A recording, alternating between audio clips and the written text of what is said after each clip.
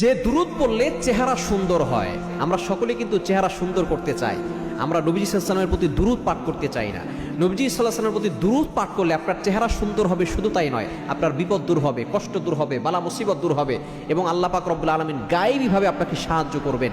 নবীজির প্রতি দুরূদ পাঠ করলে এতটা ফজিলত, এবং আল্লাহ তাআলা এই দুরূদের ব্যাপারে নিজে বলে দিয়েছেন কোরআন খুলে 22 নম্বর পারার 5 নম্বর পৃষ্ঠার 4-5 নম্বর লাইন সূরা আহজাবের 56 নম্বর আয়াতে রব্বুল আলামিন বলেন, ইন্নাল্লাহা ওয়া মালাইকাতাহু ইউসাল্লুনা আলান নবী ইয়া আইয়ুহাল্লাযীনা আমানু সাল্লু আলাইহি ওয়া সাল্লিমু তাসলিমা।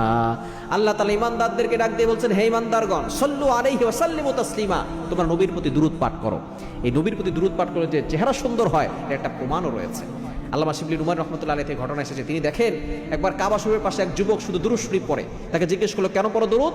তখন সে বলছে, মরুভূমির মাঝখানে আমার বাবা মারা গিয়েছে এবং তার চেহারা একেবারে শূকরের মতো ধারণ করছে, চেহারা বিকৃত হয়ে যাচ্ছিল, আমি ভয়ে বেহুশ হয়ে গেলাম। এবার স্বপ্ন দেখলাম নবীজি আমার বাবার কাছে এসে তার হাত বলিয়ে দিয়েছে এবং তার চেহারা সুন্দর হয়ে গেছে।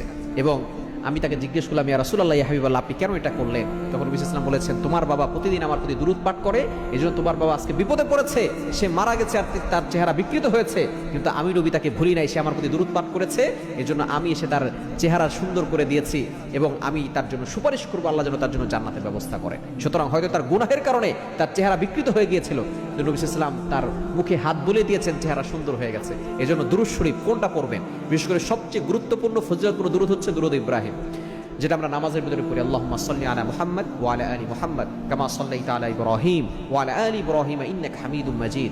আল্লাহুম্মা বারিক আলা মুহাম্মাদ ওয়া আলা আলি মুহাম্মাদ কামা বারাকতা আলা ইব্রাহিম ওয়া আলা আলি ইব্রাহিম ইন্নাকা হামিদুম মাজিদ। এই দুরূদ পড়তে পারেন, আবার সাল্লাল্লাহু আলাইহি সাল্লাম এটাও পড়তে পারেন। যেটাই পড়বেন আল্লাহ তাআলা আপনার চেহারা সুন্দর বানিয়ে দিবেন ইনশাআল্লাহ।